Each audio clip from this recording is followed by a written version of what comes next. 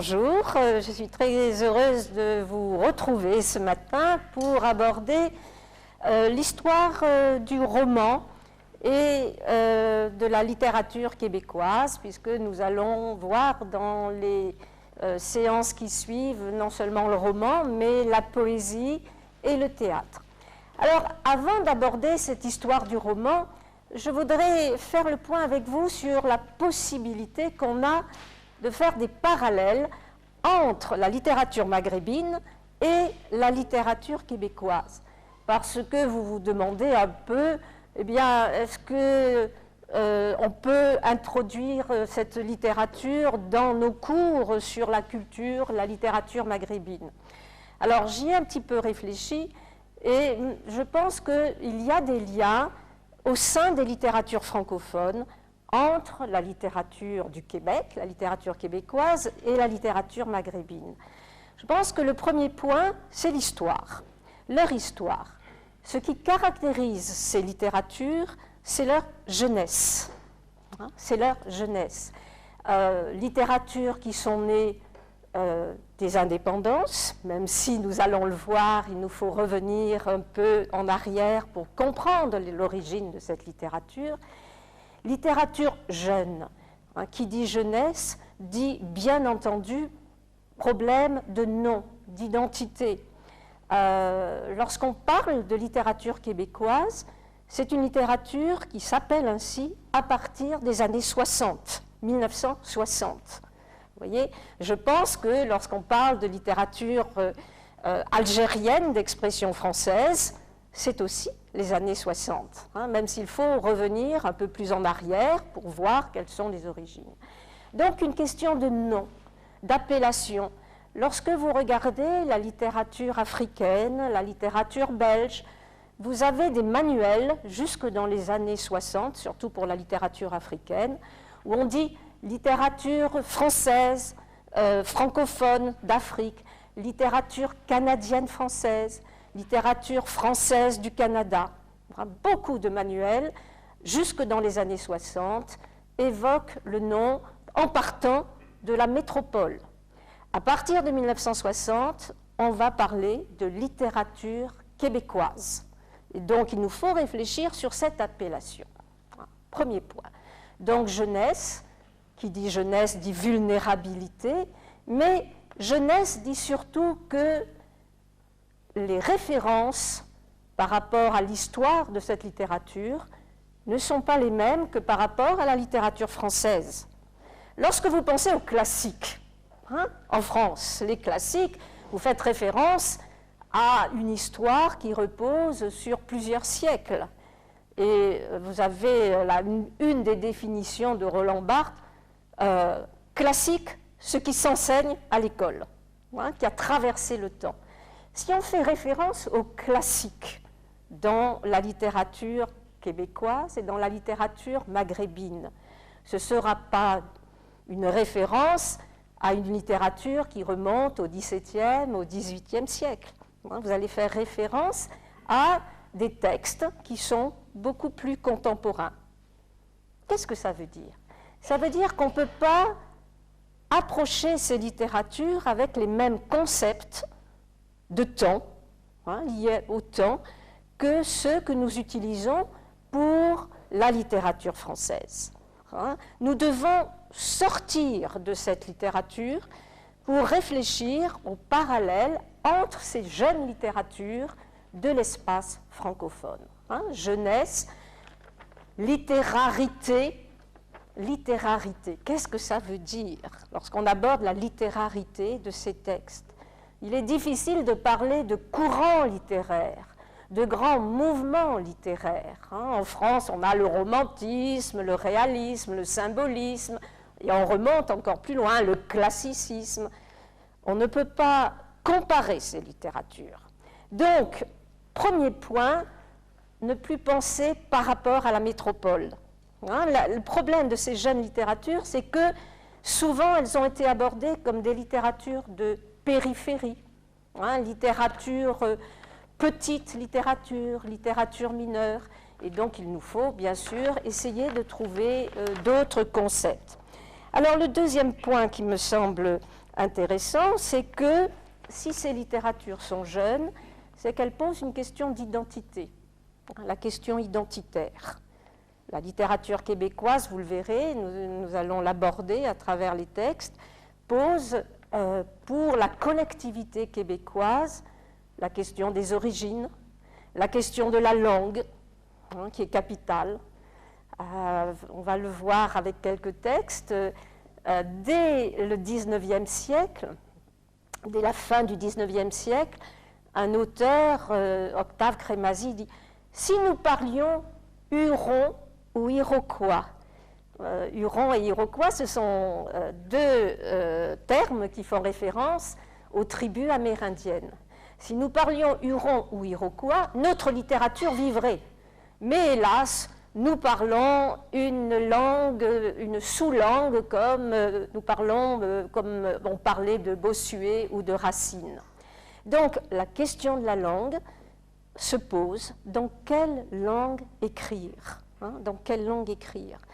Littérature maghrébine, est-ce qu'on va écrire dans la langue, entre guillemets, du colonisateur, mais c'est la langue dans laquelle on a été éduqué? Au Québec, est-ce qu'on va écrire dans la langue de France alors qu'on a évolué dans une autre langue? Il faudra donc réfléchir à cette langue. Et ce qui caractérise les littératures francophones, c'est l'hyperconscience linguistique, la sensibilité très grande de l'écrivain francophone à l'égard de la langue. Vous allez me dire, tout écrivain est sensible à la question de la langue. Mais l'écrivain francophone est encore plus attentif à la langue parce que sa langue d'écriture est en contact avec d'autres langues. Est en contact, l'écrivain africain, s'il écrit en français, sa langue d'écriture est en contact avec les langues nationales, avec les langues parlées qui ont évolué différemment. Je pense que pour l'écrivain maghrébin, l'écrivain algérien, sa langue d'écriture, si c'est le français, il a sa culture arabe. Et pour l'écrivain québécois, eh bien, il a non seulement la référence à la langue française, mais il a une référence à la langue anglaise. On a vu hier que l'histoire du Québec est marquée par une colonisation économique, linguistique, anglo-américaine. Et donc, tout autour, tout l'univers est en anglais. Donc, une question de contact des langues qui amène l'écrivain à une très grande sensibilité. Alors, ce sont des points sur lesquels nous allons revenir. Et donc, histoire, identité, question de la langue. Qu'est-ce que cela implique si vous prenez pour la première fois un texte québécois? Eh bien, on est obligé de le lire en faisant une étude sur le contexte socio-historique. On ne peut pas aborder ces textes directement dans la littérarité de ces textes. Il faut pouvoir les situer. Il faut pouvoir expliquer aux élèves, expliquer aux étudiants dans quel contexte cette littérature s'est développée, puisqu'elle est extrêmement jeune et que si on prend ses débuts, eh bien, il faut pouvoir la situer au moment de son émergence, au moment de sa naissance. Alors, nous allons aborder donc ces premiers textes et regarder comment... Alors, je crois que je vous ai donné un plan, enfin, vous avez plus ou moins un plan, on ne va pas le suivre peut-être de façon extrêmement détaillée, mais nous allons partir des débuts de cette littérature. Il y a une question des origines. Quelle est l'origine de cette littérature? Dans un premier temps, si vous vous souvenez de ce que nous avons dit hier, eh bien, on a des Français qui arrivent, qui s'installent le long du fleuve Saint-Laurent, qui vont développer une colonie. Le mot colonie n'est pas la même chose. Tout le monde a ce plan. Avant qu'on prenne les textes, regardez un petit peu le plan. Donc, la constitution d'une littérature.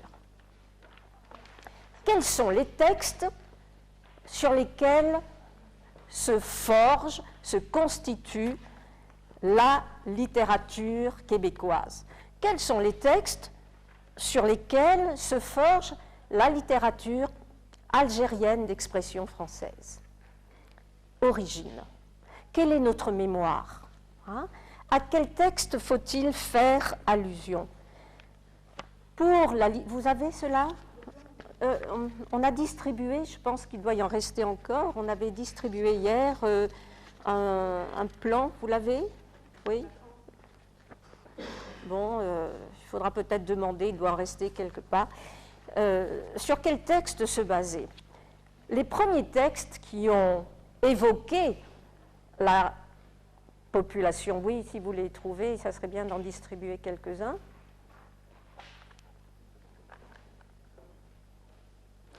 Les premiers textes qui ont été écrits sont des textes de récits de voyage, écrits par des Français pour des Français. Ce sont donc des textes documentaires, mais ils font partie de la mémoire de l'histoire littéraire québécoise. Ce sont des textes écrits par des Français pour des Français. Ce sont donc des textes qui informent, qui renseignent. Il y a les récits de voyage de Jacques Cartier, il y a les récits de Samuel de Champlain, qui est le fondateur de la ville de Québec. Certains ont demandé pourquoi Québec est la capitale, ils n'ont pas Montréal. Parce que la première fondation de la colonie s'est faite à Québec en 1608. Et Montréal a été fondé en 1642. 1642. Donc vous voyez, nous remontons au XVIIe siècle. Des textes écrits par des voyageurs, par des militaires, par des religieux. Les relations des jésuites qui renseignent sur la vie de la colonie, sur le rapport aux sauvages, comme on appelait les Amérindiens de l'époque, ou bien sûr l'histoire des Français.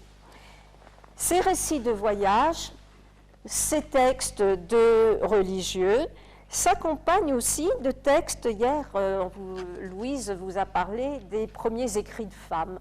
On a une religieuse, Marie de l'Incarnation, qui a écrit, qui a donné un ensemble de témoignages, tout cela pour des Français. Et puis vous avez aussi une autre femme, Élisabeth Bégon, qui apporte une série de lettres sur son histoire en Nouvelle-France. Un texte à retenir, c'est l'histoire de François Xavier de Charlevoix. Vous voyez, on a un premier récit historique, un premier texte historique sur l'histoire de la Nouvelle-France. Mais ce qu'il faut se dire, c'est que tous ces textes sont des textes écrits pour des Français, des textes documentaires. Mémoire, donc, qui part de ces documents. 1763, vous vous souvenez, c'est le traité de Paris. Le traité de Paris, la France cède sa colonie à l'Angleterre.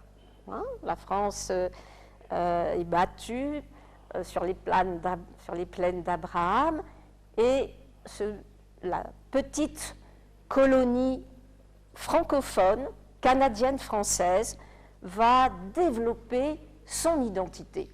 Elle passe sous régime anglais, elle doit développer son identité. Donc à partir de 1763, regardez les dates que je vous donne. Fondation de la littérature canadienne-française, 1763-1945. Vous voyez, on peut être étonné d'avoir une si longue période où se constitue une littérature qui va décrire la survivance des Canadiens français. Alors, le premier texte qui va être publié au Canada, le premier texte de fiction, et je vous demande de prendre le premier texte que je vous ai donné, le premier texte de fiction date de 1837. 1837, je fais simplement un parallèle, c'est pour ça qu'il ne faut pas comparer avec la France. On est en pleine bataille romantique. hein, Hernani, c'est les grands auteurs français. C'est le premier texte. Il y a une imprimerie qui se développe. Au début, on a le journalisme. Une imprimerie permet de publier un premier texte. Et si vous vous souvenez ce que je vous ai dit hier, après le traité de Paris, toute l'élite est rentrée en France. Qu'est-ce qui encadre la société canadienne-française?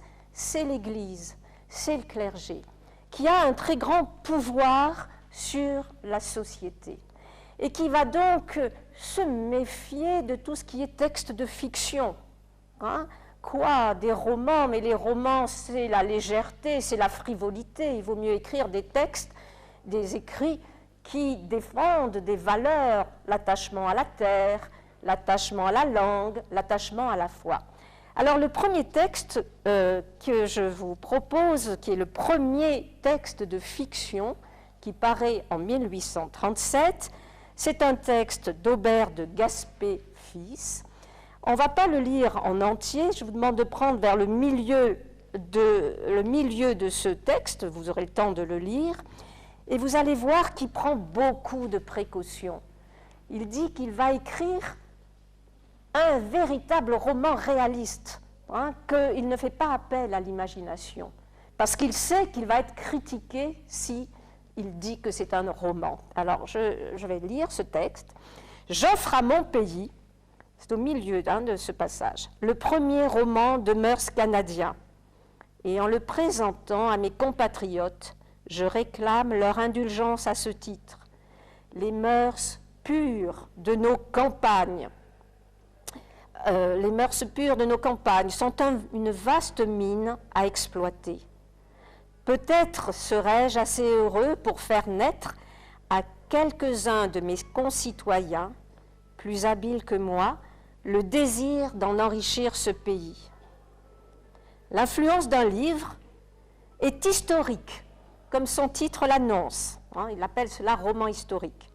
J'ai décrit les événements tels qu'ils sont arrivés, m'en tenant presque toujours à la réalité, persuadée qu'elle doit toujours remporter l'avantage sur la fiction la mieux ourdie. Le Canada, pays vierge, encore dans son enfance, n'offre aucun de ces grands caractères marqués qui ont fourni un champ si vaste au génie des romanciers de la vieille Europe. Il a donc fallu me contenter de peindre des hommes tels qu'ils se rencontrent dans la vie usuelle. Voyez. Alors, je ne continue pas le texte, mais vous retenez que, vous voyez les précautions qu'il emploie pour oser dire qu'il écrit un roman, et que ce roman ne peut être qu'un roman historique qui dit la réalité. Ensuite, bien entendu, se développe un ensemble de textes qui vont défendre les valeurs traditionnelle de cette société. Cette société n'est pas une société urbaine. On le comprend, la ville est aux mains des Britanniques. Le commerce se fait avec Londres. Donc, les Canadiens français se sont repliés sur leurs terres et défendent les valeurs traditionnelles. Hein, la religion, la langue, qui est porteuse de la foi, la terre. Et va se développer pendant un siècle, pratiquement, hein, de 1837 à 1930-35, un roman du terroir, un roman de la terre, roman souvent didactique, qui défend des valeurs, hein, qui défend la terre paternelle. Au début du XXe siècle, on va prendre le deuxième texte, au début du XXe siècle, ce roman de la terre montre des limites. La population n'arrive pas à trouver, même sur la terre, sur les petits arpents de terre, ne trouve pas de quoi vivre. En 1850, je vous l'ai dit hier, entre 1850 et 1930, 1 million de Canadiens français émigrent aux États-Unis pour trouver du travail. 1 million. Il y aura 500 000 qui reviendront. Voyez ? Mais 1 million. Et ceux qui ne vont pas aux États-Unis vont à la ville pour trouver du travail. Donc le roman va refléter cette mise en cause de l'attachement à la terre. Et il y a un roman très célèbre, écrit par un Français, Louis Hémon, Maria Chapdelaine, qui montre, vous connaissez ce nom, Maria Chapdelaine? Oui, c'est un roman célèbre, un peu mythique, qui traduit justement les possibilités qui peuvent s'offrir aux Canadiens français, et en particulier, alors l'histoire de Maria Chapdelaine, le titre renvoie à une femme, à une héroïne. Maria Chapdelaine, elle a 3 soupirants, elle a 3 amoureux. Hein. Le premier, c'est un coureur des bois. Et vous vous souvenez, l'expression coureur des bois, c'est celui qui s'en va, qui est un aventureux, qui rencontre bien sûr les sauvages, qui apporte bien sûr une ouverture sur le monde extérieur. Le deuxième soupirant, c'est celui qui est parti aux États-Unis. Hein, c'est celui qui va lui dire la terre, attention, c'est pas le mystère, mais lui dire il y a une façon de vivre en ville qui est bien mieux. Et puis le troisième soupirant, c'est celui qui est attaché à la terre, qui défend la nécessité de développer la terre paternelle. Et Maria, vous vous imaginez, est surtout attirée par le premier. Hein, c'est le mystère, c'est les grands espaces. Il lui promet de venir la chercher, mais voilà que lorsqu'il doit revenir, une tempête de neige, une poudrerie s'abat sur son voyage et il ne revient pas. Donc Maria Chapdelaine n'a plus que 2 soupirants. Le deuxième, qui vient des États-Unis, bien sûr, est une grande tentation pour elle, parce que c'est la possibilité d'échapper à la vie dure sur la terre. Bon. Mais la mère de Maria Chapdelaine meurt, et le père de Maria lui dit « Qui va s'occuper des enfants ?» Hein, c'est une grande famille, la société canadienne-française, on l'a vu, ne peut survivre que par la revanche des berceaux, donc par un développement de la famille. Et Maria réfléchit, hésite, elle ne peut pas laisser cette famille.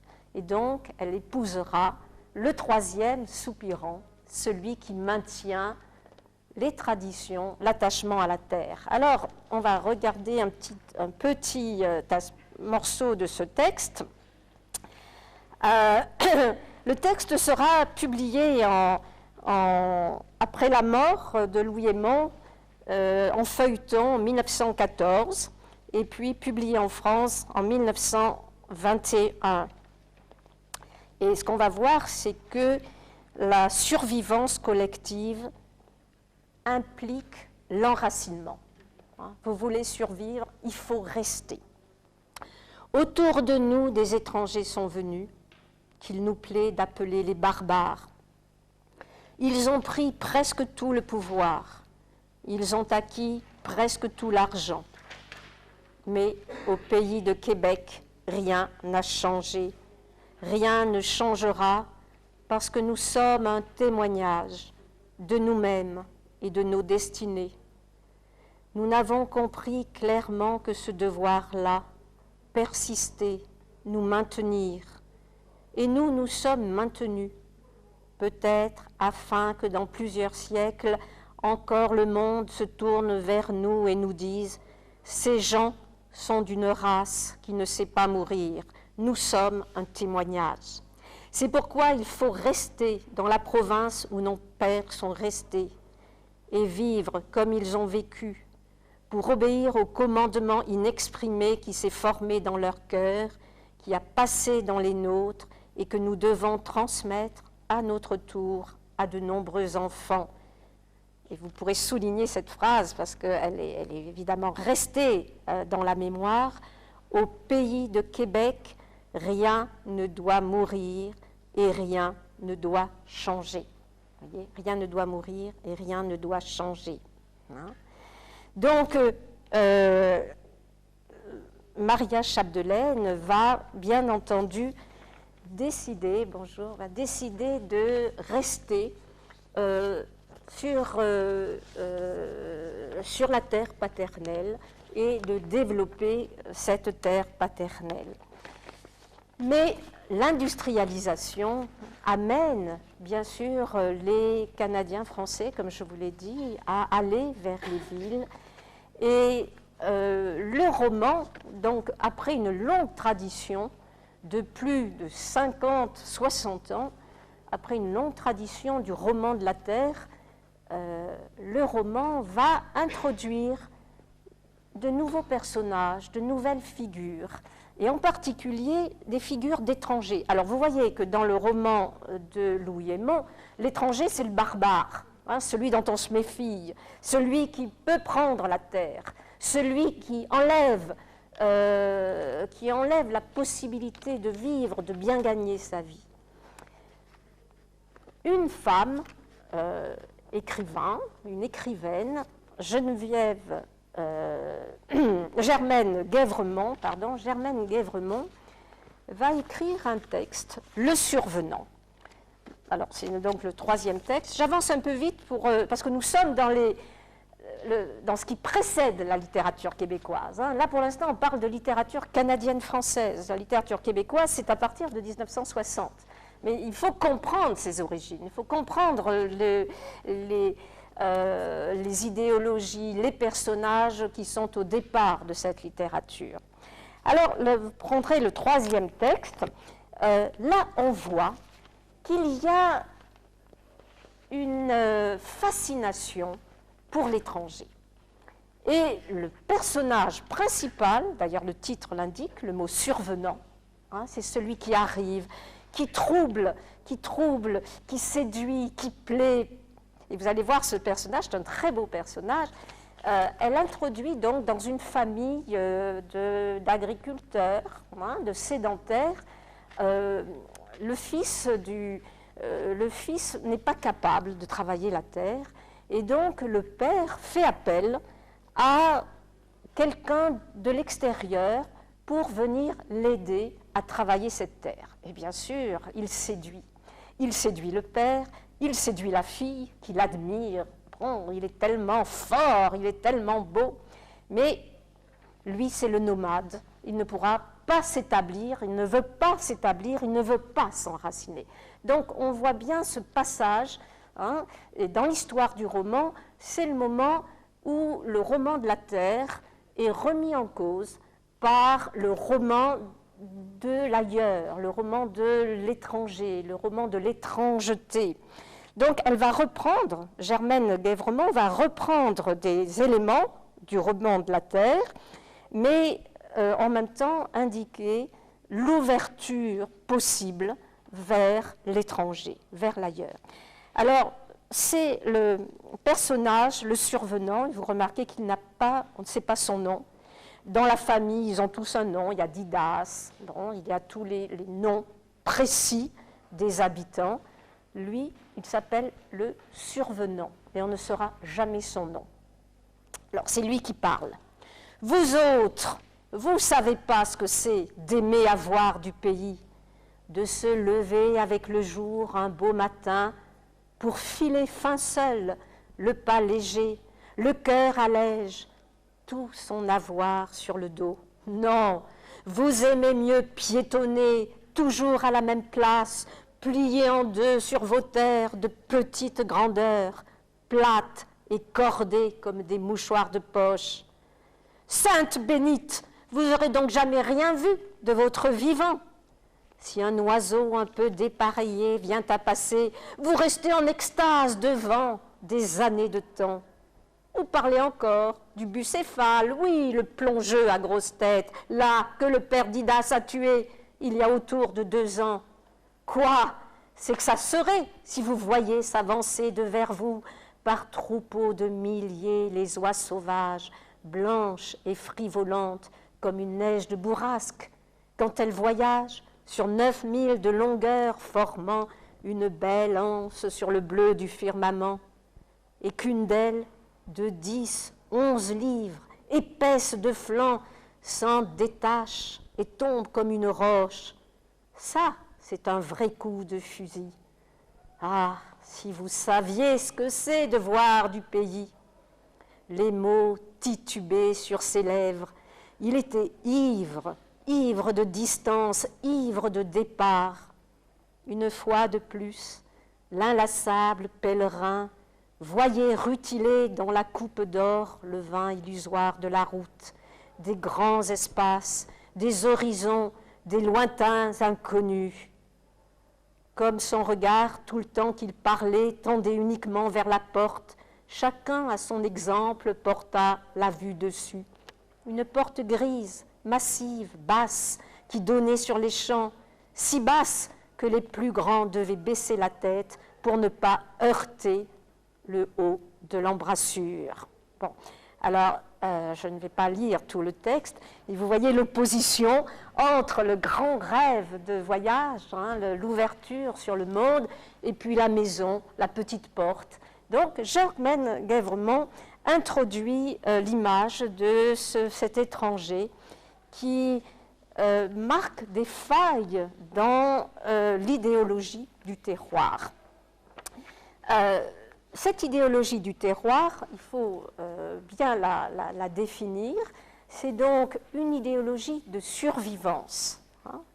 On a évoqué un autre terme pour définir cette idéologie, on a parlé d'idéologie agriculturiste, c'est-à-dire d'attachement à la terre, d'attachement au terroir, avec toutes les valeurs qui tournent autour de cet attachement au terroir.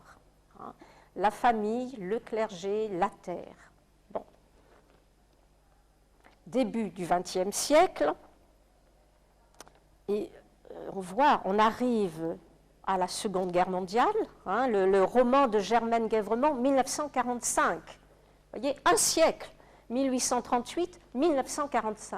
Un siècle où une littérature se définit par le roman du terroir. Alors, il y a bien au début du XXe siècle quelques exemples de romans comme La Squine de Laberge, qui se rapproche un peu des textes à la Zola, qui montrent que la terre est dure, qu'elle ne nourrit pas, elle ne nourrit pas autant la famille. Quelques romans montrent, comme le roman de Guèvremont, comme le roman de Ringuet, qui était médecin, Ringuet, qui écrit un roman 30 arpents et qui montre un des enfants qui s'en va faire fortune aux États-Unis.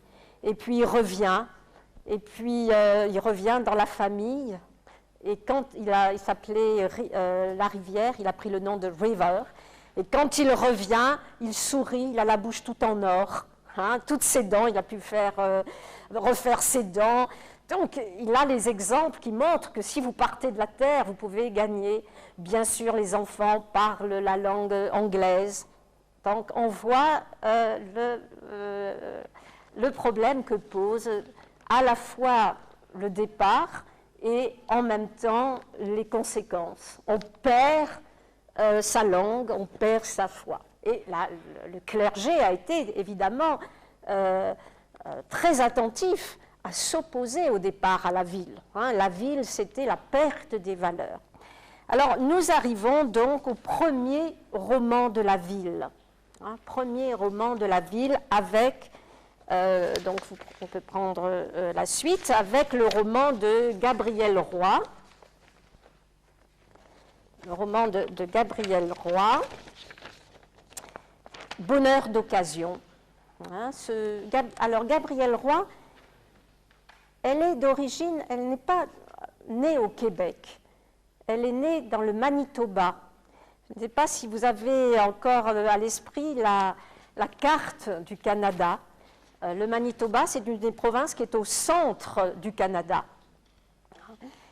Elle va être institutrice, puis elle fera beaucoup de journalisme et elle s'installera au Québec.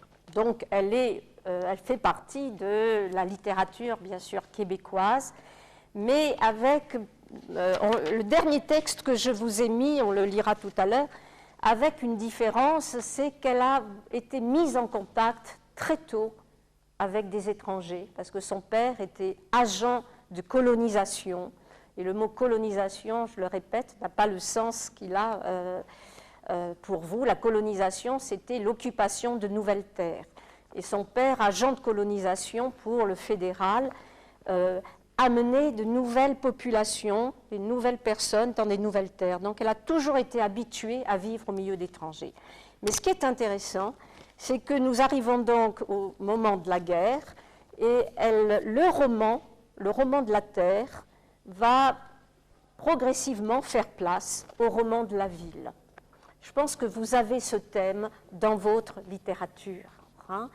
C'est l'arrivée donc de familles qui ont encore les valeurs traditionnelles et qui doivent s'adapter à la nouvelle ville, qui va faire éclater, bien sûr, cette valeur traditionnelle, qui fait éclater la famille, qui fait éclater la place accordée à la religion. L'arrivée à la ville, Montréal, il faut s'en souvenir, est une ville qui est encore divisée en deux. L'Est est francophone, pauvre, l'Ouest est anglophone, riche. Le passage que je vous ai choisi montre un des personnages du roman qui est une sorte de Rastignac. Je ne sais pas si vous comprenez le terme de Rastignac, c'est un personnage de Balzac, très ambitieux, qui vient de province et qui arrive à Paris, hein, et qui part à la conquête et qui dira « À nous deux, Paris !» Il est au sommet du cimetière Lachaise et il veut conquérir, c'est un ambitieux, il n'a plus de valeur. Bon. Eh bien là, on a un personnage un peu semblable qui se dit qu'il va abandonner la pauvreté, les quartiers pauvres où il est. La ville, ce n'est pas la ville dans sa totalité. Hein.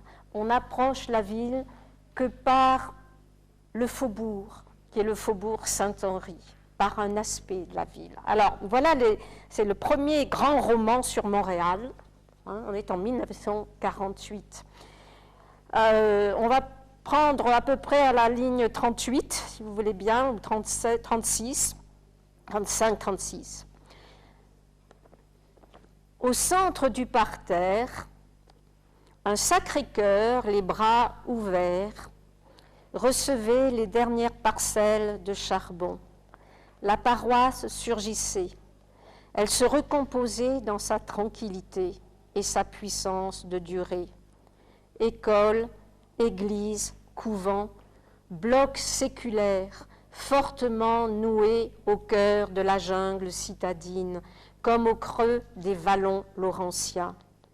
Au-delà s'ouvraient des rues à maisons basses, s'enfonçant de chaque côté vers les quartiers de grande misère, en haut vers la rue Walkman et la rue Saint-Antoine, et en bas, contre le canal de la Chine ou Saint-Henri, l'action se passe à Saint-Henri, qui est un faubourg de Montréal, hein, qui maintenant fait partie de la ville de Montréal, où Saint-Henri tape les matelas, tisse le fil, la soie, le coton, pousse le métier, dévide les bobines, cependant que la terre tremble, que les trains dévalent, que la sirène éclate, que les bateaux hélissent, raillent et sifflent, épellent autour de lui l'aventure.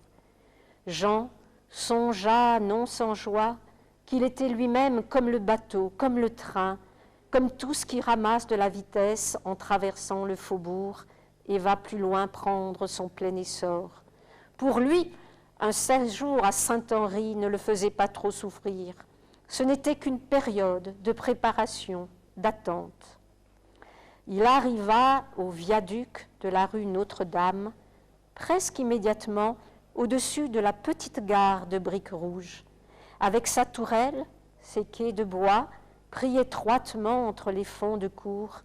Elle évoquerait les voyages tranquilles de bourgeois retirés, ou plus encore de campagnards endimanchés si l'œil s'arrêtait à son aspect rustique. Alors vous voyez qu'il y a encore une rusticité. Hein, le faubourg a gardé encore un aspect villageois, un aspect traditionnel. Mais au-delà, dans une large échancrure du faubourg, apparaît la ville de Westmount. Westmount, c'est le quartier riche, le quartier anglophone de la ville, échelonné jusqu'au faîte de la montagne. Au milieu de Montréal, vous avez le Mont Royal, hein, qui est une petite montagne, et sur les flancs, la partie ouest, Westmount, est évidemment le lieu des anglophones, donc son rigide confort anglais. Il se trouve ainsi que c'est au voyage infini de l'âme qu'elle invite. Ici, le luxe et la pauvreté se regardent inlassablement, depuis qu'il y a Westmount, depuis qu'en bas, à ses pieds, il y a Saint-Henri. Entre eux s'élèvent des clochers. Voyez ? Donc, lui, il sait qu'il va partir à la conquête de Westmount, qu'il ne restera pas avec ses habitants de Westmount. Alors, ce premier roman de la ville traduit donc une ouverture sur d'autres valeurs, d'autres idéologies. Si vous regardez ce roman, c'est encore écrit dans une langue très traditionnelle. Hein. Il n'y a pas de modification sur la langue. C'est la langue française, sans qu'il y ait vraiment des changements et des réflexions sur cette langue. On va arriver, peut-être qu'on peut prendre une minute. Est-ce que vous avez des questions sur cette littérature canadienne-française, avant qu'on passe à ce qu'est la littérature québécoise?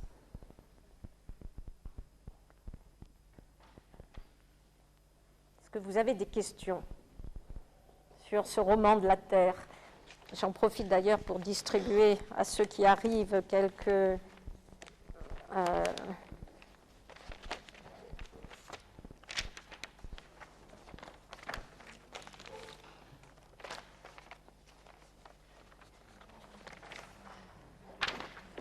On voudrait bien distribuer à vos camarades là, qui viennent d'arriver ces textes.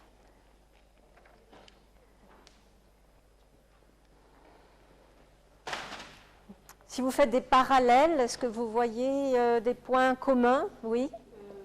Des points communs, on a l'impression, c'est vrai que c'est un témoignage, donc les deux littératures avec la maghrébine, c'est des témoignages en fait, et la vérité est là. Donc ces gens-là, ces auteurs-là ne peuvent être que témoins d'une période, d'une époque et d'un mode de vie. Sauf que les idées ne sont pas les mêmes. L'enracinement n'existe pas chez l'auteur maghrébin. On n'a pas cet enracinement, cet attachement. On ne sent pas qu'il y a un réel attachement à la terre ou l'auteur maghrébin. Et donc l'auteur maghrébin, les débuts des écrits des auteurs maghrébins, c'est beaucoup plus des autobiographies. Donc oui. Il commence par sa vie, mais en fait sa vie ressemble à celle de tout son peuple, du peuple, majoritairement. Des points communs, c'est essentiellement le témoignage. C'est essentiellement le témoignage. Oui. Alors, ce qui me... Oui. Par exemple, concernant les points communs, l'Algérie, également la littérature maghrébine était d'abord écrite par des Français au XIXe siècle. Sauf que en ce qui concerne notre littérature, ça remonte à peine au XIXe siècle par Flaubert, Maupassant, Fromentin, les frères Goncourt. Oui. Donc, concernant la littérature québécoise ou canadienne, ça remonte un peu avant. Oui, oui. Concernant la langue, puisque là, vous parlez d'une littérature québécoise ou canadienne, on s'attendait à ce qu'il y ait un emprunt à la langue française, à l'anglais, alors que c'est du français.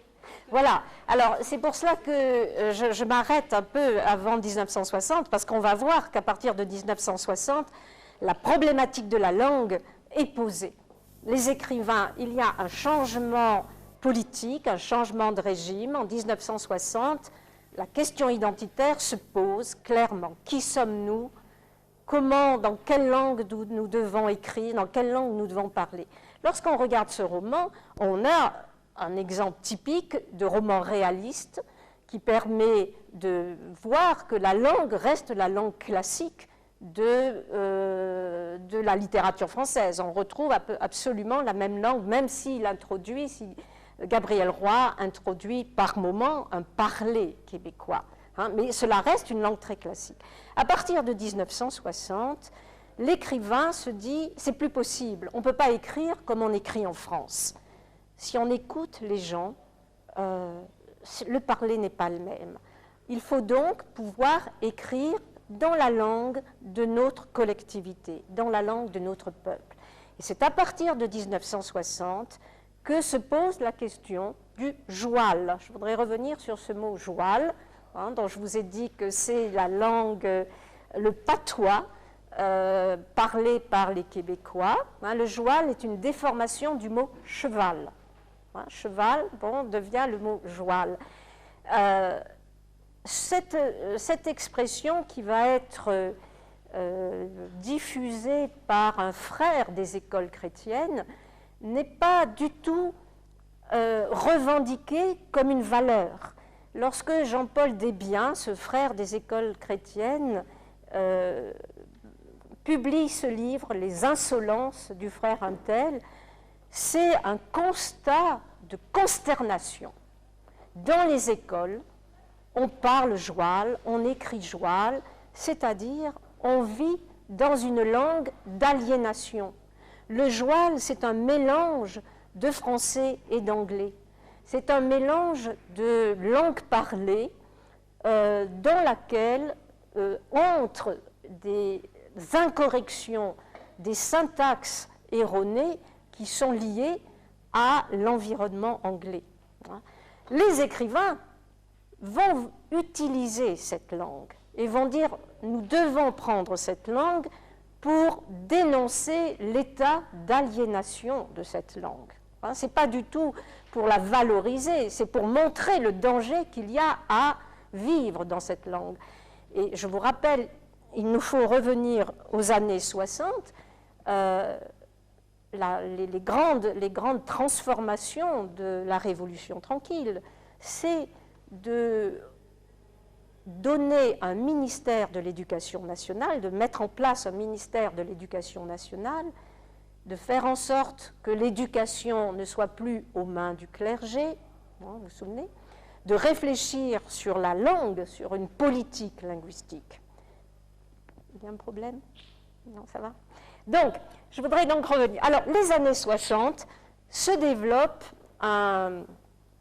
et créent une revue, la revue Parti pris. Parti pris, c'est un mot pris au vocabulaire sartrien, prendre parti, prendre parti. Et la revue Parti pris va s'accompagner d'une maison d'édition où seront publiés des romans qui utiliseront le joual. Et alors, on a parlé de ce courant parti-priste, de cette littérature comme une littérature misérabiliste. Le héros est un chômeur. Le héros est orphelin, souvent. Il est pauvre, il vit dans une maison extrêmement...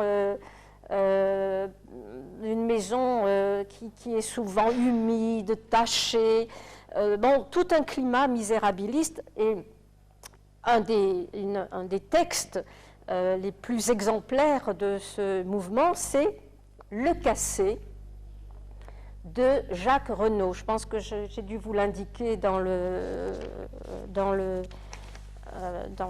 mon plan. Le Cassé, c'est un mot anglais, traduction de broken, sans le sou. Le cassé, c'est celui qui n'a pas d'argent, qui est sans le sou. Et donc, toute une littérature se développe, non seulement dans le roman, mais aussi au théâtre. On le verra demain avec Michel Tremblay. Je vous ai mis un texte, on le verra demain. La pièce de théâtre, Les Belles Sœurs, est écrite en joual. En joual. Donc, un succès fantastique parce que le public se retrouve dans cette langue. Le public comprend. Les lecteurs se disent, mais ça, c'est nous, c'est nous. Mais on ne peut pas vivre en joual, parce que continuer à écrire en joual, c'est accepter la situation d'aliénation économique, d'aliénation linguistique, sociale. Le Canadien français est sous-estimé, humilié. Un grand poète, Gaston Miron, a dit cela. Il a dit « Je ne sais plus qui je suis.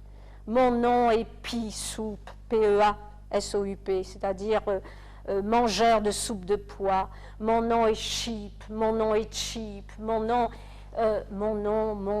dit-il, hein, parce qu'il vit dans une situation de diglossie.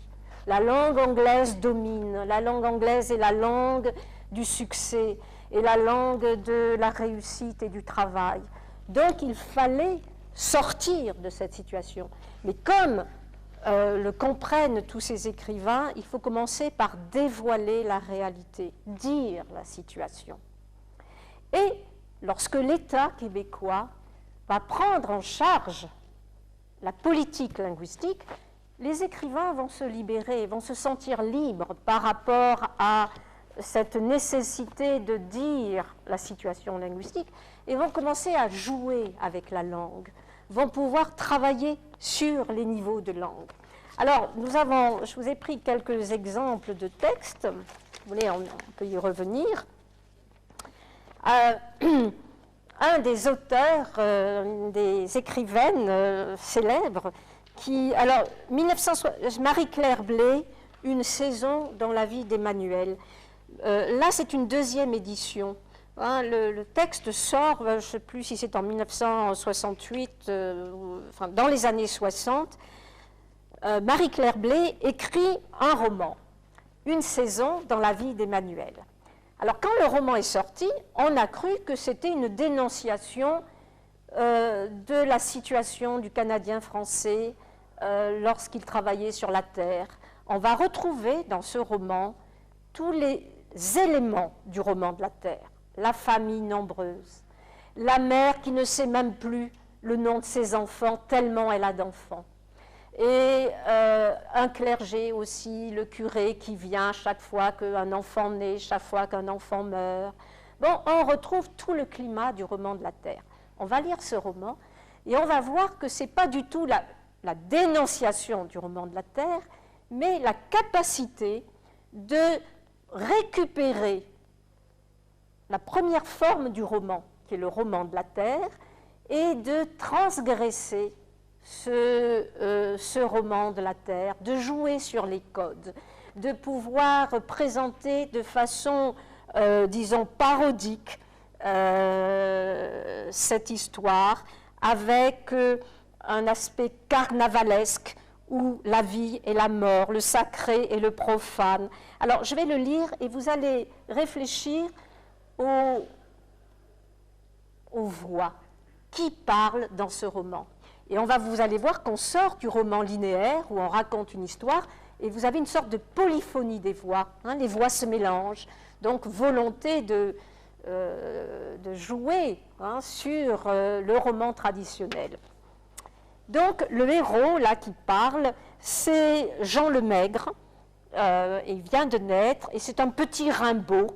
Hein, il est poète, il sait qu'il va écrire une grande œuvre, il pense qu'il est promis à un destin, il écrit ses mémoires, et vous allez voir que sa naissance, en fait, fonctionne sur une opposition très carnavalesque. Je ne peux pas penser à ma vie sans que l'encre coule abondamment de ma plume impatiente. Tuberculos tuberculorum, quel destin misérable pour un garçon doué comme toi, ô le maigre Jean, toi que les rats ont grignoté par les pieds. Pivoine est mort, Pivoine est mort. À table tout le monde. Mais heureusement, Pivoine était mort la veille et me cédait la place très gentiment. Mon pauvre frère avait été emporté par l'apocalypse, l'épilepsie, quoi, quelques heures avant ma naissance, ce qui permit à tout le monde d'avoir un bon repas avec monsieur le curé après les funérailles. Pivoine retourna à la terre sans se plaindre, et moi, j'en sortis en criant. Mais non seulement je criais, mais ma mère, elle aussi, criait de douleur. Et pour recouvrir nos cris, mon père écorchait joyeusement le cochon dans l'étable. Quelle journée! Le sang coulait en abondance, et dans sa petite boîte noire sous la terre, Pivoine dormait paisiblement et ne se souvenait plus de nous. Un ange dans le ciel, dit monsieur le curé. Dieu vous aime pour vous punir comme ça. Ma mère hocha la tête. « Mais monsieur le curé, c'est le 2e en une année. »« Ah, comme Dieu vous récompense, dit monsieur le curé. » Monsieur le curé m'a admiré dès ce jour-là. La récompense, c'était moi. Combien on m'avait attendu, combien on m'avait désiré, comme on avait besoin de moi. J'arrivais juste à temps pour plaire à mes parents. Vous voyez la différence d'écriture par rapport au roman de Gabriel Roy. Écriture très classique, écriture linéaire. Ici, nous avons un regard ironique sur la vie, la mort, la possibilité de jouer donc avec les textes, les grossesses de la mère,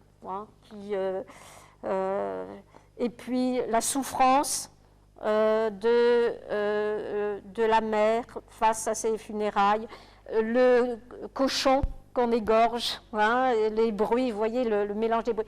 Et si vous regardez le texte, on ne sait pas qui parle. Pivoine est mort. Qui dit Pivoine est mort?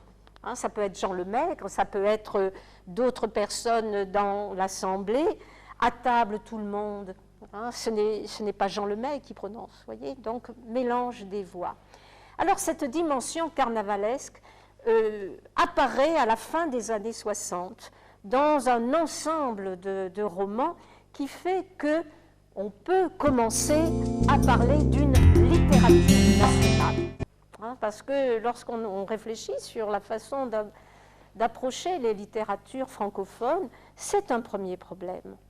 Quand est-ce qu'on peut parler de littérature nationale?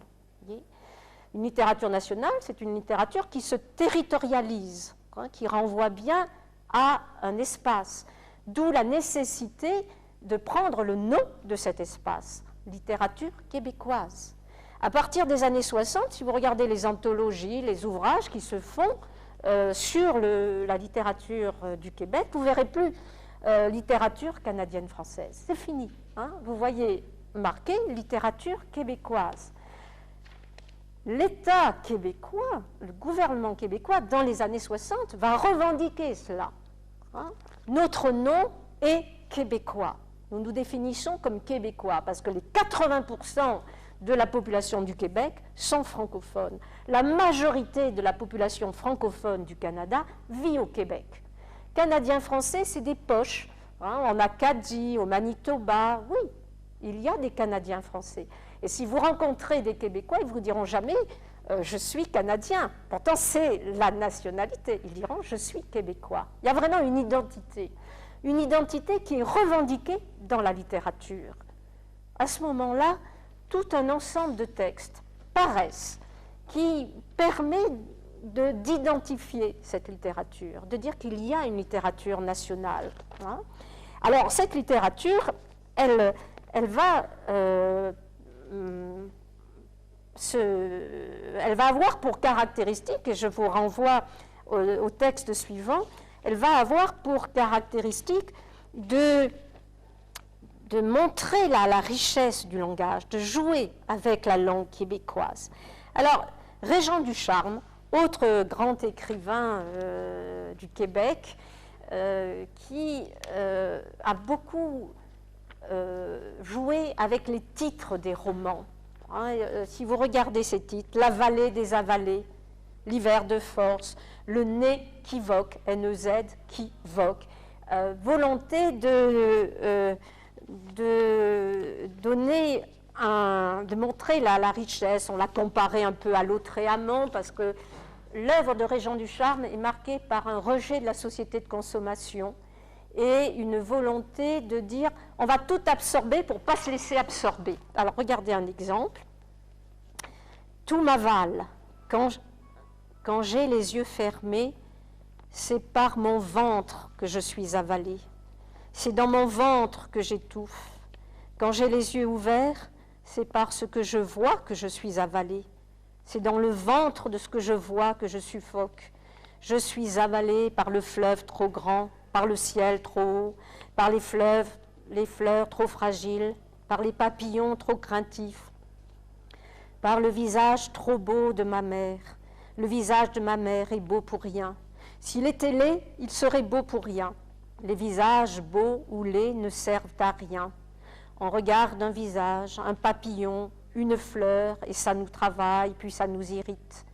Si on se laisse faire, ça nous désespère. Il ne devrait pas y avoir de visage, de papillon, de fleurs.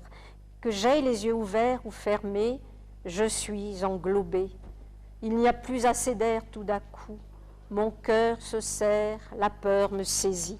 Bon, alors l'héroïne, qui est Bérénice, est une sorte d'enfant rebelle, qui est fille d'une mère catholique et d'un père juif, et qui va se révolter contre l'univers qui l'entoure, et elle va s'inventer une langue, le bérénicien. Donc la thématique de l'avalement est extrêmement important. Bon, je vous ai donné 2 exemples, vous les lirez, c'est peut-être pas utile que nous nous attardions sur ces éléments. Donc, une littérature qui s'autonomise, une littérature qui ne fait plus du tout appel à la langue de France, qui trouve sa propre expression sur laquelle les auteurs vont jouer et travailler. Et ce qui va caractériser aussi cette littérature, c'est qu'elle va s'ouvrir à la dimension américaine. Être québécois, c'est prendre conscience que l'on vit dans le continent nord-américain. Et on va prendre le texte de Jacques Godbout, Murmure marchand, le murmure marchand. Il y a un concept qui fait son apparition dans les années 80, qui est le concept de l'américanité. Le Québécois se définit comme nord-américain de langue française.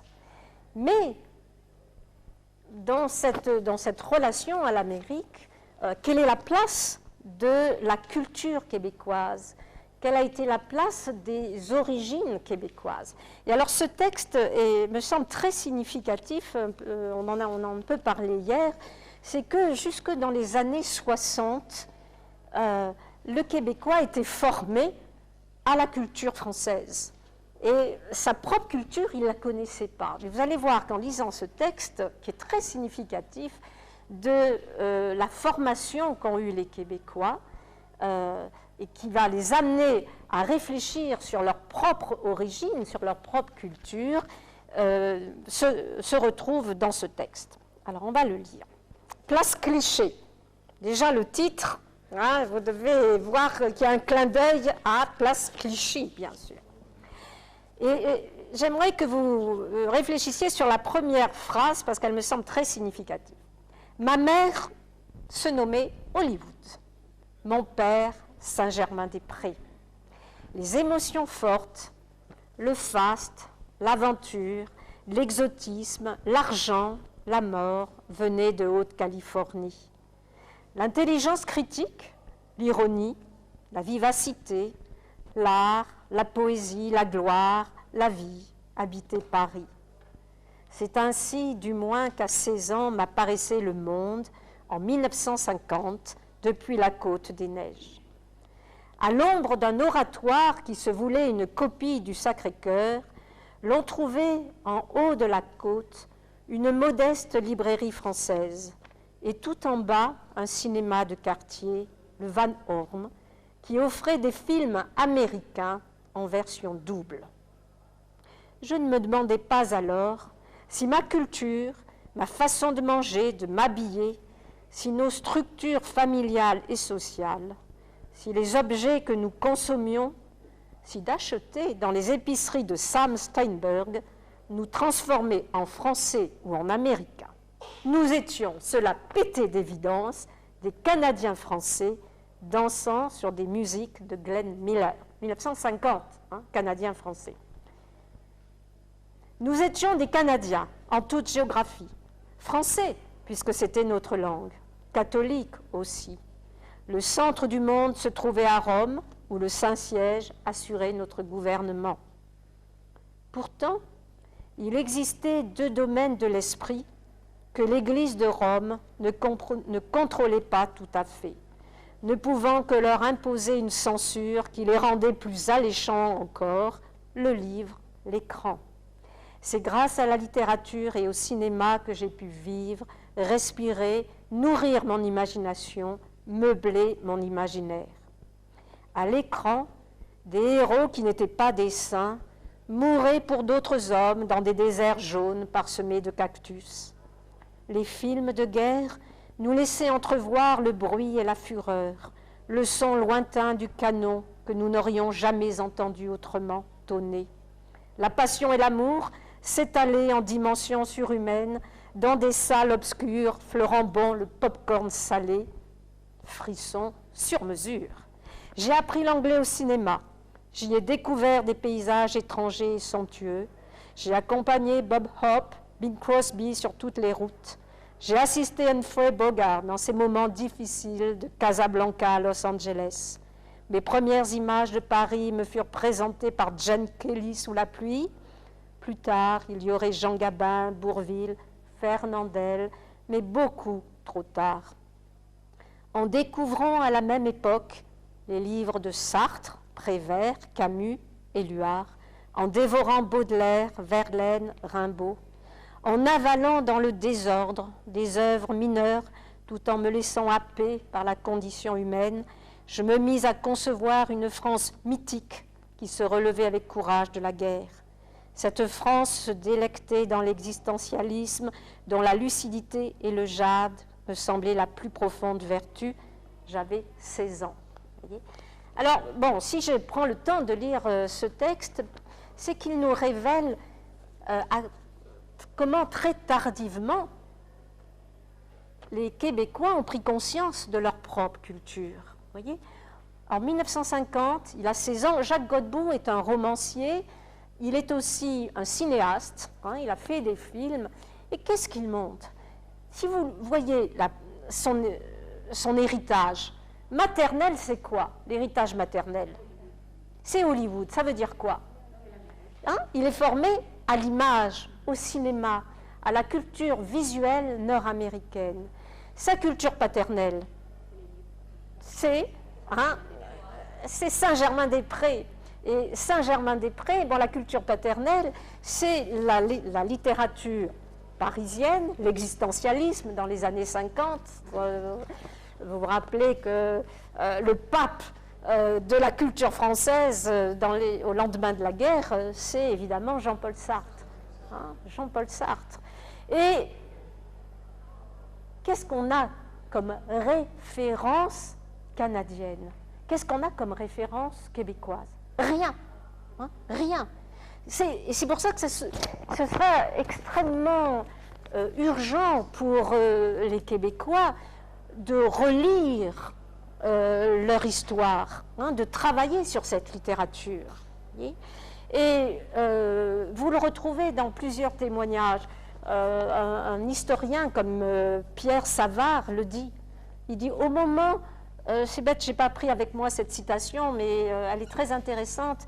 Il dit, mais au moment où on s'est mis à s'intéresser à notre littérature, c'est-à-dire au moment où on s'est dit, il faut enseigner cette littérature, et je le disais hier, je crois, j'ai commencé, moi, en 1975, à enseigner, je revenais du Canada, à enseigner la littérature québécoise en France. On commençait aussi à enseigner au Québec cette littérature. Et Pierre Savard dit dans un texte, il dit, mais au moment où on s'est intéressé à nos écrivains, la plupart de ces jeunes professeurs ou intellectuels avaient fait des thèses en France sur Claudel, sur Giraudoux et sur Sartre. Vous voyez, ils avaient une formation française. Alors je trouve que ce texte est très significatif parce qu'il montre que à la fin des années 60, eh bien, mais on a aussi notre culture. Vous voyez, et oui, hein, prise de conscience qui a été rendue possible par la Révolution tranquille, hein, par ce changement politique. Pourquoi spécifiquement ils réclament? On voit là qu'ils réclament, c'est-à-dire une appartenance autre, qui est purement canadienne, mais pourquoi spécifiquement ils commencent à la réclamer à partir des années 50? Mais parce que jusque-là, il n'y avait pas le Premier ministre du Canada. Mais oui, c'est vraiment dans les années 60 qu'il y a eu volonté de réfléchir à cette identité, de donner... Le clergé avait un rôle extrêmement important. Et donc, ce qui caractérise les années 60 au Québec, c'est le rôle que va jouer l'État. L'État va prendre en charge ce que l'Église prenait en charge jusque-là, l'éducation, la santé, et va donc amener les Québécois à réfléchir sur leur identité. Non seulement à réfléchir, mais à revendiquer cette identité. Et cette identité, elle est bien sûr faite d'origine française, mais en même temps, il y a une histoire canadienne-française qu'il fallait faire apparaître. Alors, voilà là un exemple, moi je trouve très, très significatif. Les années 80 sont aussi les années... Hier, nous avons vu que à la fin des années 60, des années 70, on s'est aperçu de... Oui.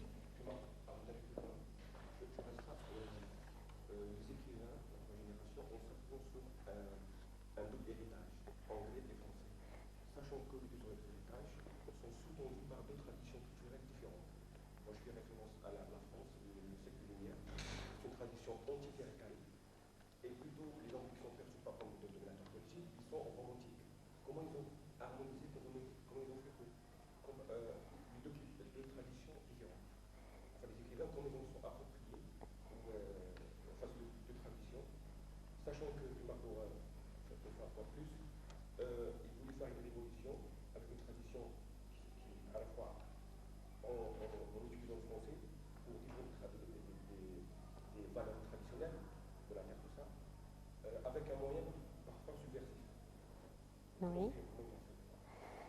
Alors, je ne sais pas si je vous ai bien compris. Oui.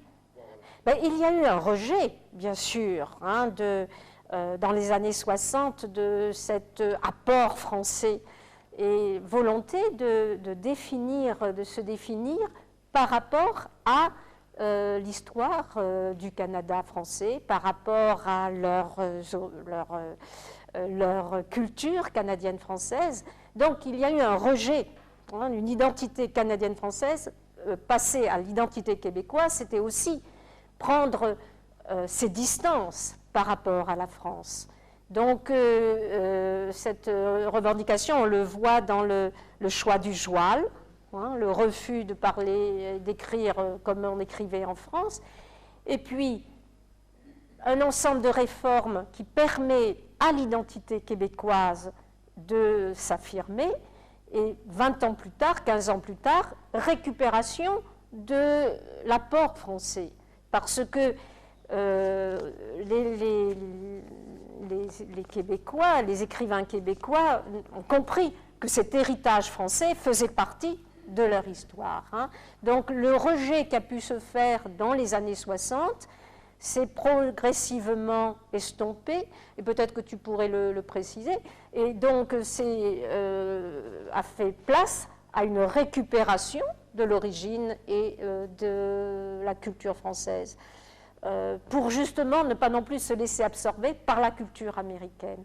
Mais vous savez, il y a 3 héritages, et un historien le souligne, il dit, il y a l'héritage français, il y a l'héritage américain, et il y a l'héritage romain, c'est-à-dire l'Église, qui a été toute puissante. C'est Yvan Lamonde qui le souligne très bien, qui dit, mais en fait, il ne faut pas oublier qu'on a aussi le poids de cette Église qui nous a formés. Donc, je ne sais pas si je réponds à votre question. Dans les années 60, il y a eu volonté un peu de s'enfermer sur sa propre identité, se territorialiser. Nous sommes québécois. Bon, et on rejette les influences extérieures. Oui Simplement, peut-être ajouter quelque chose, je ne veux pas te couper la parole, Yannick, c'est que l'héritage français du Québec aussi est un héritage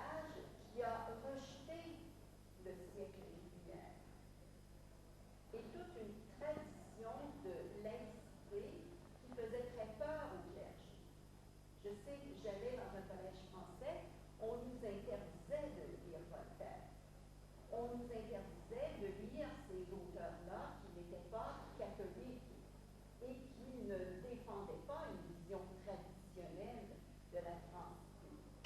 Alors, pour les écrivains des années 60, il y a eu d'une part une sorte de distance par rapport à la France, mais une excitation, et on le voit très bien dans le livre de Jacques Godbout, de découvrir Sartre, de découvrir des auteurs comme Camus, de découvrir des auteurs qui étaient des auteurs français, qui étaient très, très, très contemporains et qui avaient une autre tradition. Alors, le lien avec la France, ça n'a jamais été un lien très simple. C'était un lien de tension, mais le rejet dont tu parlais, ça n'a pas été un rejet en bloc. On rejetait... La France d'après la Révolution, oui. Oui. Le côté révolutionnaire de la France était très bien accepté, très vivant de la France, était très bien.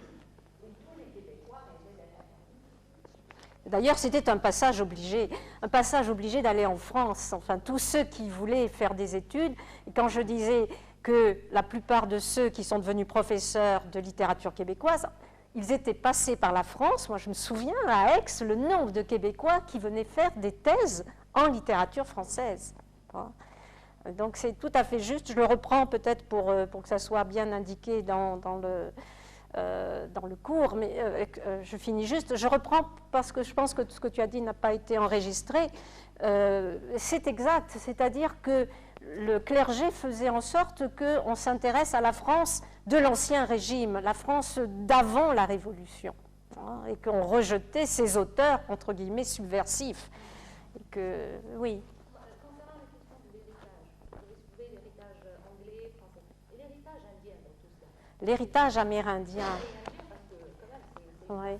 Eh ben, cet héritage amérindien a été occulté parce que pendant très longtemps, on n'a pas voulu reconnaître les origines amérindiennes qui sont dans le sang et de beaucoup de familles québécoises. Et moi, j'ai fait cette expérience lorsque je me trouvais au début des années 80 et dans les années 70. On ne parlait surtout pas d'une possibilité de s'en mêler, de mélange avec des familles, et Louise en a parlé hier, d'origine amérindienne. Aujourd'hui, les Québécois reconnaissent que pour beaucoup d'entre eux, il y a eu, bien sûr, des origines amérindiennes, mais qu'il est très difficile de retrouver ces origines, parce que, comme ça a été dit hier, les femmes indiennes qui épousaient des Québécois devenaient québécoises, donc on ne pouvait pas retrouver l'origine de ces femmes. Hein? Oui? C'est juste par rapport au rôle de l'Église. Je n'ai pas vraiment saisi le rôle de l'Église. Maintenant, on vient de dire qu'elle a un petit peu relié les philosophies des Lumières du XVIIIe siècle. Alors qu'en France et en Europe, d'une manière générale, ce siècle, bien ces philosophies des Lumières ont essayé quand même de se débarrasser un petit peu du rôle de l'Église qui était de contrôler le savoir d'une manière générale. Bon, mis à part le fait que l'Église ici, vous avez dit qu'elle a joué un petit peu le rôle de l'attachement de la terre. Et sinon, est-ce qu'il y a d'autres facteurs qui ont un petit peu favorisé un petit peu ce rôle de l'Église par rapport à la littérature québécoise? Pratiquer la censure, tout simplement. Oui, oui. Jusque dans les années 60, l'Église avait un rôle extrêmement important dans la société auprès du gouvernement. Donc, elle se méfiait, on l'a vu avec le début du roman de la ville, hein, elle écartait toute possibilité de valoriser la ville, de valoriser l'étranger, de valoriser l'ailleurs, hein, le monde extérieur. Et ce n'est qu'avec les années 60 où l'État s'est laïcisé, hein, c'était une des grandes formes de la Révolution tranquille, de laïciser cette société, c'est-à-dire que l'État a pris en charge la santé, l'éducation, et donc a permis que les Québécois puissent échapper à cette mainmise de l'Église. Hein, voilà. Alors, je vous disais que dans les années 80, on l'a vu hier, dans les années 80, l'immigration s'est fortement développée et diversifiée. Revenons à cette question de l'immigration. Je vous disais hier que dans les années 70, on s'aperçoit que la natalité au Québec est en chute libre. Pourquoi? Parce que les femmes, les jeunes femmes se remettent à faire des études, ne veulent plus faire des enfants comme il y avait dans les décennies passées, c'est-à-dire jouer le rôle de la maman, avoir un enfant chaque année. On vous l'a dit hier, des familles québécoises avaient 21 enfants. Et donc, la conséquence, c'est qu'elles ne font plus d'enfants, elles font des études, elles travaillent, et la population francophone du Québec diminuait. Donc, il a fallu que l'État québécois favorise la venue d'étrangers.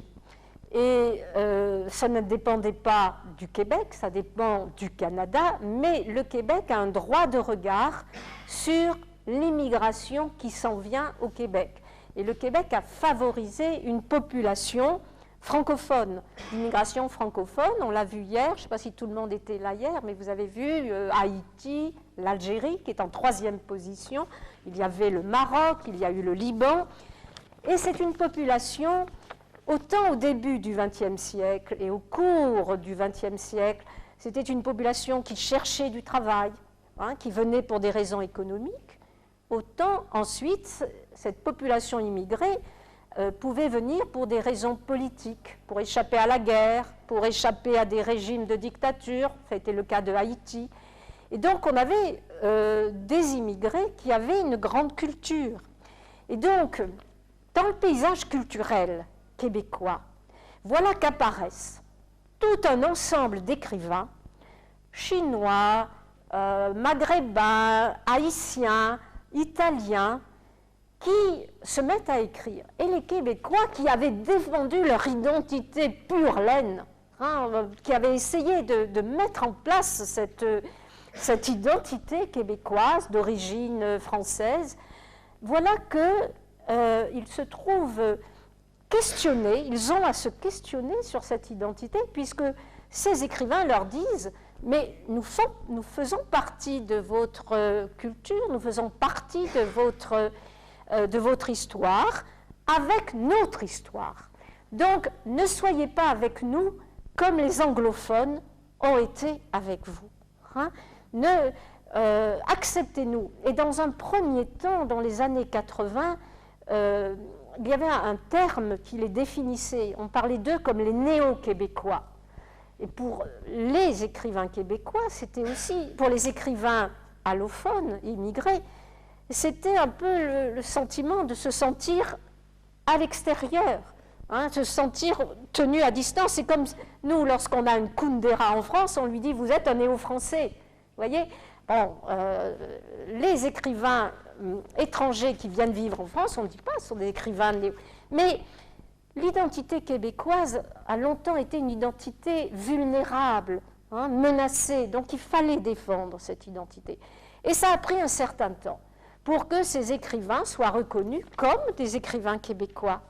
D'ailleurs, je soulevais cette remarque d'un Haïtien qui dit aux Québécois, vous savez, il y a une expression pour parler de l'identité québécoise, pure laine. On l'a souligné hier, je suis pure laine, c'est-à-dire que je peux remonter très très loin et mes ancêtres, eh bien, ils sont de Poitou, ils sont de France, pure laine.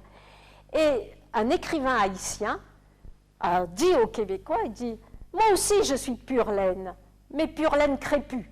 Vous voyez, donc c'était relevé, je fais partie de votre collectivité, mais acceptez mes origines. Alors, au début des années 80, il y a eu plusieurs textes qui soulevaient cette question, comment vivre en français avec notre propre culture. C'est le gros problème. En France, on a aussi comment intégrer les immigrés pour qu'ils vivent en français, mais qu'ils gardent aussi leur propre culture. Alors, un roman a été un roman un peu symbolique de ces problèmes soulevés par les les écrivains immigrés. Et je disais qu'il y avait deux concepts dans la critique québécoise qui se sont beaucoup développés à cette époque. C'est le concept d'américanité et le concept d'écriture migrante. D'écriture migrante. Alors, on va prendre le texte de Régine Robin. Régine Robin, qui a écrit un roman qui s'appelle « La Québécoite ». Vous voyez, la Québécoite. Quat, c'est-à-dire qu'il ne peut pas parler. Ce n'est pas la québécoise, la Québécoite, 1983. C'est une date charnière dans l'histoire littéraire québécoise. Une revue est créée à cette date, qui est la revue Vice Versa, et qui est une revue trilingue, français, anglais, italien. Il y a des ouvrages critiques qui sortent, qui posent la question de l'altérité. Je vous ai mis dans la bibliographie Pierre Neveu, Simon Harel, Chéri Simone. Tout un ensemble de critiques vont réfléchir à la place de cette littérature et comment cette littérature amène aussi les Québécois à réfléchir sur leur propre identité. Alors, Régine Robin introduit dans ce roman une narratrice qui est d'origine juive et polonaise. C'est le cas de Régine Robin, qui a fait ses études en France, qui a vécu, qui a été même professeure en France et qui a émigré au Québec et qui se trouve un peu exilée par sa judéité, par ses origines, dans la ville de Montréal où elle ne trouve plus les repères, elle cherche ses repères. Et elle va énumérer, on va le voir dans ce texte, parce que ça me semble très significatif, tous les lieux de sa différence. Comment inscrire cette différence, puisqu'elle ne partage pas l'histoire, la religion. Quelle angoisse certains après-midi, québécité, québécitude, je suis autre. Je n'appartiens pas à ce nous si fréquemment utilisé ici. Nous autres, vous autres. Faut se parler, on est bien chez nous. Une autre histoire, l'incontournable étrangeté. Mes aïeux ne sont pas venus du Poitou ou de la Saintonge, ni même de Paris il y a bien longtemps. Ils ne sont pas arrivés avec Louis Hébert, ni avec le régiment de Carignan. Ce sont les premiers Français. Mes aïeux n'ont pas de racines paysannes. Je n'ai pas d'ancêtres coureurs de bois, affrontant le danger de lointains portages. Je ne sais pas très bien marcher en raquette. Je ne connais pas la recette du ragoût de pâte ni de la cipaille. Il y avait là les plats québécois. Je n'ai jamais été catholique. Je ne m'appelle ni Tremblay ni Gagnon. Même ma langue respire l'air d'un autre pays. Nous nous comprenons dans le malentendu. Je sors de l'auberge quand vous sortez du bois. Par-dessous tout, je n'aime pas Lionel Groulx. Lionel Groulx défendait un nationalisme canadien-français qui, bien sûr, faisait peu de place à l'étranger. Je n'aime pas Duplessis. Duplessis, c'est le premier ministre du Québec jusqu'en 1959 qui a fait ce régime de censure. On parlait de ce régime comme la grande noirceur sur le Canada français. Je n'aime pas Duplessis. Je n'aime pas Henri Bourassa. Je ne vibre pas devant la mise à mort du père Brébeuf. Là, nous faisons référence à l'histoire ancienne des relations des Jésuites dans la Nouvelle-France. Et le père Brébeuf avait été brûlé par les sauvages, avait été tué par les sauvages. Je n'ai jamais dit le chapelet en famille à 7 heures du soir. Je n'ai jamais vu la famille Plouffe. C'est tiré d'un roman de Roger Lemelin, qui était une série télévisée, qui a eu beaucoup de succès.